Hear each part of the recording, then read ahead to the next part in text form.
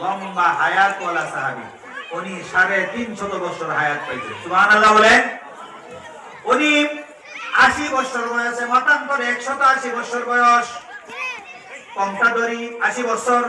উনি 80 বছর বয়সে মুসলমান হয়েছেন।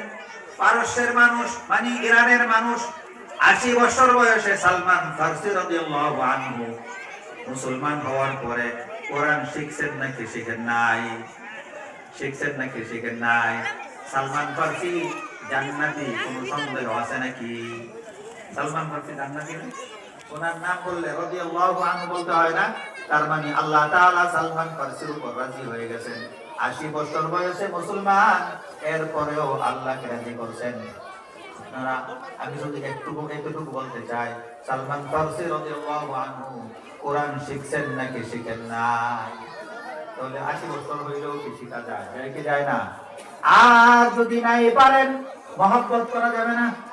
আল্লাহ আমি পারি না এটা বলা যাবে নাকি যাবে না? বলেন যাবে না? বলবো, এটা সমস্যা কি? চেষ্টা করবেন ইনশাআল্লাহ, বলেন চেষ্টা করবেন। মুখে আসে না, জবান দিয়ে আসে না, জবান বাড়ি হয়। মানুষের বয়স বাড়ে, দুইটা জিনিস শক্ত হয়। মানুষের বয়স বাড়লে কয়টা জিনিস শক্ত হয়? দুইটা। একটা হলো জিহ্বা, একটা হলো কলব। একটা জিহ্বা শক্ত হয়, আর একটা কি শক্ত হয়? কলব। কলব শক্ত হয়, কান্না আসে না। কলব শক্ত হয়, এজন্য কান্না আসে না। কি আসে না? কান্না আসে না। আল্লাহ তাআলা যাদের অন্তর শক্ত হয়ে গেছে, আল্লাহ তাআলা বলেন ওয়া ইন্না মিনাল হিজারাতি, আল্লাহ তাআলা বলেন তোমাদের অন্তর এত শক্ত, পাথরের চেয়েও বেশি শক্ত হয়ে গেছে। অথচ পাথরগুলি আমি আল্লাহর ভয়ে কান্দে, জাহান্নামের ভয়ে কান্দে। তোমাদের অন্তর এত শক্ত, তোমাদের অন্তরগুলি থেকে পানি বের হয় না, চোখ দিয়ে পানি বের হয় না। সুবহানাল্লাহ বলেন, নাউজুবিল্লাহ বলেন। যাদের অন্তর এমন শক্ত হয়ে গেছে, আমরা আল্লাহর কাছে পানা চাই, আল্লাহ তাআলা যেন আমাদের অন্তরগুলিকে নরম করেন। জোরে বলেন আমিন। একটা জিনিস শক্ত হয়, এটার নাম কলব। এটার নাম কলব। কলব শক্ত হয়। আরেকটা জিনিস শক্ত হয়, এটার নাম জিহ্বা। কি? জিহ্বা।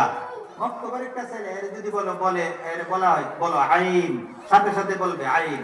একবার দুইবার চেষ্টা করলে বলে ফেলবে আইন। হ্যাঁ, যে উচ্চারণগুলি বাংলাতে নাই, ছোট বাচ্চাটা দ্রুত বলে ফেলতে পারে, কিন্তু একজন বোরাকে বললে বলতে পারে, বোরাকে বললে বলতে পারে না। কিন্তু আমার ভাইয়েরা, আমি আপনাদেরকে নিরাশ করতে চাই না, আমি বলতে চাই আপনি যদি নাও পারেন, চেষ্টা